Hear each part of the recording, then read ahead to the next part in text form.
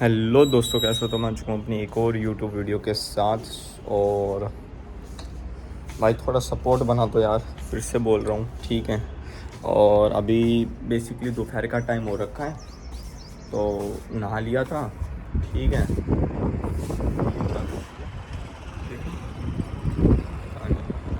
और पता है अभी टेम्परेचर हो रखा है 39 डिग्री सेल्सियस दोपहर के में, ठीक है। और भाई दूसरा ये कि एक ना टॉपिक पर डिस्कस करना है मुझे, क्योंकि पिछले 2 महीने से या पिछले 1.5 महीने से ये टॉपिक बहुत ज़्यादा ट्रेंड में चल रहा है, ठीक है। और अगले हफ्ते से चुनाव है लोकसभा के, और 10 साल हो जाएंगे इस गवर्नमेंट को। मेरे कोई क्या कहते हैं इस टॉपिक्स मतलब इस चैनल में कुछ वैसे पढ़ाई से रिलेटेड है नहीं, बट फिर भी मैं चलो सोच रहा था कि एक वीडियो बनाता हूँ इसके लिए। देखो यार, मानता हूँ कुछ बड़े लोग ये वीडियोस देखते हैं, कुछ मेरी एज के देखेंगे, कुछ भी वैसे देखेंगे। देखो, एक जो पार्टी होती है, हद मार के 10 साल वो एक रोलिंग करे या हद मार के 15 साल। अब पार्टी हर 10 साल या हर 15 साल में चेंज होनी चाहिए। फॉर एग्ज़ाम्पल, कांग्रेस ने 2004 से 2014 तक एक तरह से रूलिंग करी, फिर 2014 से 2024 ने मोदी ने कर ली। तो मैं चाहता हूँ कि अब पार्टी चेंज होनी चाहिए, रूलिंग पार्टी। चाहे बीजेपी, मानता हूँ बीजेपी ने बहुत अच्छा काम किया है, इंफ्रास्ट्रक्चर में बहुत अच्छा काम किया है। सबसे बेस्ट एग्जांपल मैं अपने एरिया में दिखा सकता हूँ बीजेपी का। यहाँ पीछे द्वारका एक्सप्रेस वे, पीछे बीजेपी ने द्वारका एक्सप्रेस वे बनवाया, और special minister of Indian transports Nitin Gadkari sir ji ने बनवाया। तो मैं ये नहीं कहता, बट मैं इसलिए कहना चाह रहा हूँ क्योंकि ध्रुव राठी, मेन आता हूँ मैं अब ध्रुव राठी ले लो, अभिमन्यु ले लो, मतलब बाकी जो यूट्यूबर्स हैं, या फिर जो लेफ़्ट विंग राइट विंग करते हैं। कुछ लोग न्यूट्रल रहते हैं, कुछ लोग ध्रुव राठी के खिलाफ बोलते हैं, कुछ लोग ध्रुव राठी के साथ बोलते हैं। जैसे रवीश कुमार सर, जो एनडीटीवी इंडिया के जर्नलिस्ट थे, फिर उन्होंने छोड़कर अपना एक खुद का यूट्यूब चैनल खोला, और जो आप वीडियो बनाते हैं कि डेमोक्रेसी खतरे में है, क्या सच में डेमोक्रेसी खतरे में, ये सब फलाना टिकड़ा, ठीक है। देखो यार, एक बात बोल देता हूँ, ये देश 140 करोड़ देशवासियों का है आज की डेट में। 145 करोड़ की पॉपुलेशन है, 145 करोड़ की, ठीक है। ये चाइना को भी बीट कर देगा, लेकिन आने वाले 50 सालों में, आने वाले 60 सालों में, आने वाले 55 सालों में ये पॉपुलेशन फिर घटती चली जाएगी, ठीक है। लेकिन अभी इसकी पॉपुलेशन बढ़ेगी, तो इस देश में कभी भी डेमोक्रेसी खतरे में नहीं हो सकती है, याद रख लेना। क्योंकि याद रखना कि इस देश में कानून आया था, किसानों का कानून। 3 किसानों के कानून वापसी लेने पड़े थे जब किसानों ने अपना प्रोटेस्ट किया था दिल्ली बॉर्डर पर। कि मानता हूँ किसान आज भी प्रोटेस्ट कर रहे हैं, मानता हूँ किसान नहीं है क्योंकि वो हाई फाई ट्रैक्टर्स ला रहे, बहुत चीज़ें हो रही है। मैं उस चीज़ में नहीं घुसना चाहता क्योंकि एक पॉलिटिक्स का मुद्दा हो जाएगा। तो जो ये ट्रेंड चल रहा है ना कि डेमोक्रेसी खतरे में है, और डेमोक्रेसी ख़त्म हो जाएगी एक टाइम पर, फिर हमें बोलने का अधिकार नहीं दिया जाएगा, ये बात शायद से सच नहीं है। क्योंकि भाई एक तरह से आप ये देखो ना कि अपोजिशन गवर्नमेंट ने करा क्या है। मानता हूँ ये इलेक्ट्रो बॉन्ड्स वाला एक स्कैम आया है, जो कि नहीं आना चाहिए था, सुप्रीम कोर्ट ने थोड़ा करा। लेकिन एक देश एक चुनाव, क्या दिक्कत है इसमें? एक साथ 2029 में मैं चाहता हूँ कि एक जैसे आईपीएल का त्यौहार होता है ना, कि हर साल आईपीएल होता है, अप्रैल मई के महीने में हर साल आईपीएल होता है, जैसा अभी आईपीएल चल रहा है, वैसे ही होना चाहिए। हर उसमें मतलब हर हफ्ते आईपीएल, फिर 2 हफ्ते का फिर आईपीएल, फिर हफ्ते का फिर आईपीएल, ऐसे नहीं होना ना, एक आईपीएल का त्यौहार चलता है।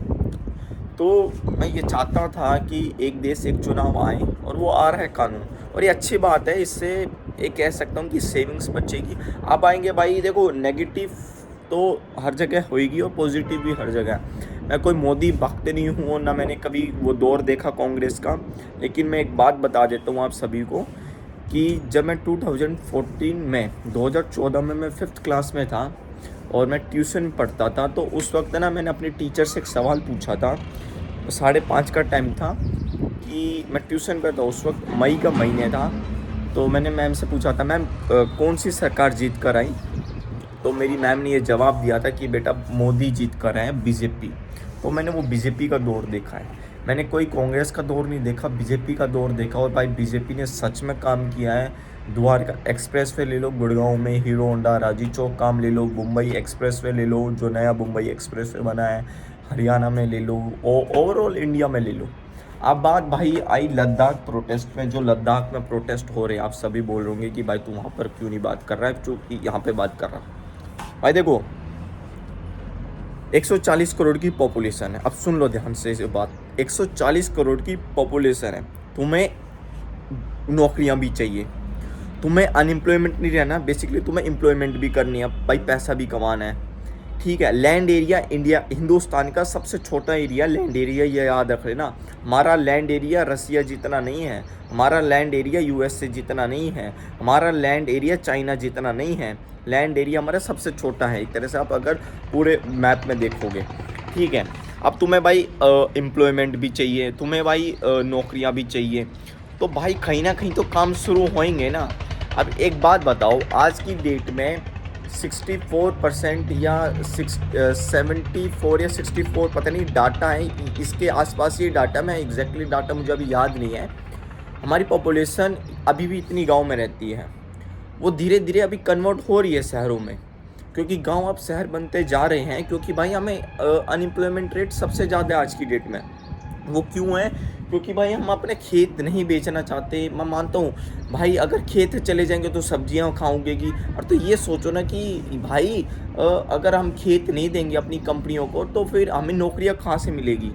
या तो देखो एक की कुर्बानी देनी पड़ेगी, अपना खेत दे दो, वहाँ पे फैक्ट्रियाँ बनेगी, वहाँ पे कंपनियाँ इम्प्लॉयमेंट होएगी, वहाँ पे लोगों को नौकरियाँ मिलेंगी, ये सब है। अब लद्दाख में जो प्रोटेस्ट हो रहा है वो सही हो रहा है, मैं मानता हूँ। वो चाहते हैं कि लद्दाख एक नेचुरल चीज़ है, लद्दाख में जैसा है वो वैसे ही रहने दो, लेकिन अब ये देखो ना वहाँ पर मतलब बिल्डिंग्स बनेगी, फैक्ट्रियाँ आएंगी, तो लोगों को नौकरियाँ मिलेगी, लोगों को एम्प्लॉयमेंट मिलेगी, बहुत चीज़ें होंगी। मानता हूँ लद्दाख के और भी इशू हैं।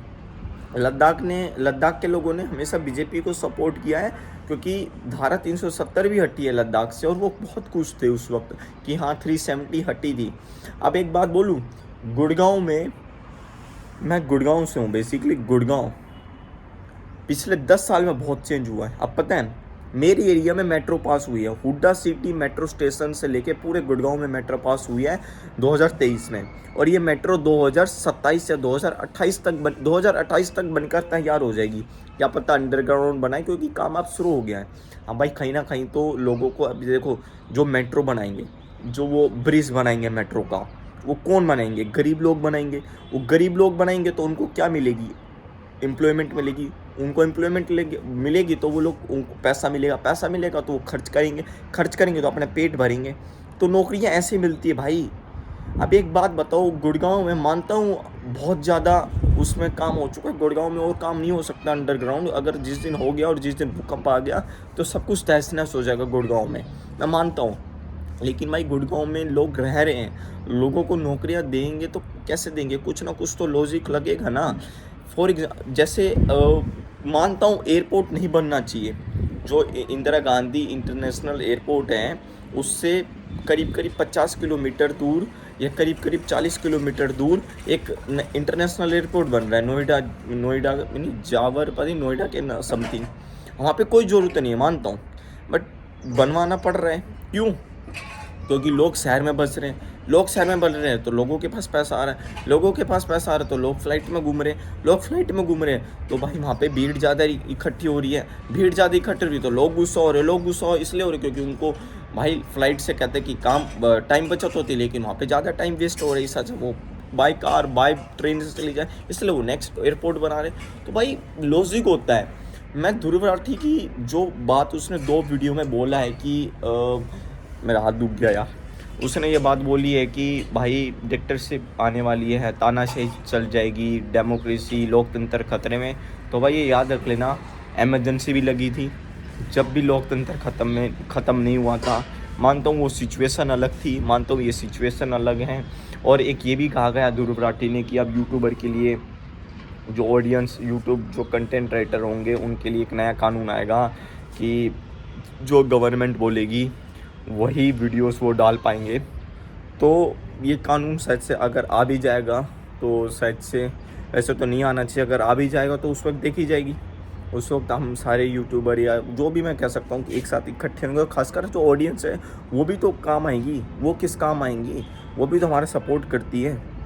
तो भाई एक बात हमेशा याद रखना, महंगाई जो बढ़ती है, एक बात मैंने अपनी पढ़ाई वाली जो वीडियोस बनाता था, मैं अभी भी बहुत कम बनाता हूँ, पर पहले जब बनाता था मेरे को नॉलेज ज़्यादा उन चीज़ों से, तो मैं हमेशा कहता हूँ कि जो महंगाई होती है, जो इन्फ्लेशन होता है, वो कोई नहीं बढ़ाता, कोई सरकार नहीं बढ़ाती, महंगाई को हम खुद ही बढ़ाते हैं, ये याद रख लेना। और महंगाई को हम खुद ही कम करते हैं, ठीक है। सबसे बेस्ट एग्जांपल दे रहा हूँ मैं, महंगाई को कोई सरकार नहीं बदलती।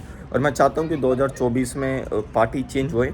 अगर बीजेपी जीत कर आती है तो अच्छी बात होती है, लेकिन मैं चाहता हूँ फिर 2029 में रूलिंग पार्टी ये नहीं आनी चाहिए, क्योंकि भाई 15 साल एक पार्टी ने राज कर लिया, अब किसी और को भी मौका मिलना चाहिए 2029 में। मैं दिल से चाहता हूँ। मानता हूँ कांग्रेस अपोजिशन इतना कोई स्ट्रॉन्ग नहीं है, आम आदमी पार्टी, टीएमसी, एसपी, बीएसपी, लेकिन भाई देना चाहिए। कहते हैं ना कि एक बार मौका देने में क्या दिक्कत जा रही, 5 साल मौका दे दो, हर 5 साल में इलेक्शन होते हैं, और इस देश से चुनाव कभी ख़त्म नहीं होंगे, कभी नहीं होंगे, ये बात लिख के ले लेना, क्योंकि जिस दिन इस देश से चुनाव ख़त्म हो जाएंगे उस दिन डिक्टेटरशिप आ जाएगी। और भाई तुम्हारे पास फ्रीडम है, राइट टू आर्टिकल 21 है, सब कुछ है, तुम बोलो ना भाई। ये फ़ोन किस लिए है, वीडियो बनाकर सोशल मीडिया पर पोस्ट करो। अब कई लोगों ने ना ये ट्रेंड चला दिया कि ध्रुव राठी की वीडियो ट्रेंडिंग में नहीं है। अरे भाई टाइम लगता है ट्रेंडिंग आने में यार, कॉमन सेंस की बात होती है, कुछ लॉजिक तो होना चाहिए। द केरल स्टोरी जब 1 साल पहले डाली थी, उसमें भी कुछ ना कुछ मतलब, अरे यार भाई बस मेरे को एक बात बोलनी थी कि डेमोक्रेसी कहीं खतरे में नहीं है, लोकतंत्र कहीं ख़त्म में नहीं है, लोकतंत्र जिंदा था, है और हमेशा रहेगा। और तानाशाही नहीं आ रही है, क्योंकि भाई तानाशाही आती तो मेरे हिसाब से चुनाव नहीं होते, ठीक है। अब तुम बोलोगे कि अरविंद केजरीवाल को जेल में डाल दिया, अरे जेल में ही तो डाला है। एक बात याद रख लेना, बीजेपी के नेता भी लोग जेल में गए थे, ठीक है, ये याद रख लेना। अमित शाह भी जेल में गया था एक टाइम पर, अगर नहीं है तो सर्च मार के देख लेना, ठीक है। एक बात याद रख लेना, जिस दिन अरविंद केजरीवाल प्राइम मिनिस्टर बन गया, उस दिन ये जितने भी अपोजिशन में गवर्नमेंट है, उस दिन ये उन सबको भी जेल में डाल देगा। तो जो भी रूलिंग पार्टी होती है वो अपोजिशन को जेल में या उनके बैंक अकाउंट या उनको धमकाने डराने की बहुत कोशिश करी जाती है, कि वो चाहते हैं कि भाई हमारी ही सरकार रहे, जैसे नेहरू करता था, जैसे इंदिरा गांधी करती थी। तो वो बहुत चीज़ें हैं, ठीक है। बट मेरा कोई वैसे मकसद नहीं था, मेरे को खाली एक बात बतानी थी, वो मैंने बता दी अपने ज़रिए। और बताना आपको कैसी लगी वीडियो। बाकी कल से तो ब्लॉगिंग आ ही रही है, बट मेरे को आज भी ये सुबह 9 बजे अपलोड हो जाएगी। बट मेरे को लगा बताना ज़रूरी था, तो मैंने बता दिया।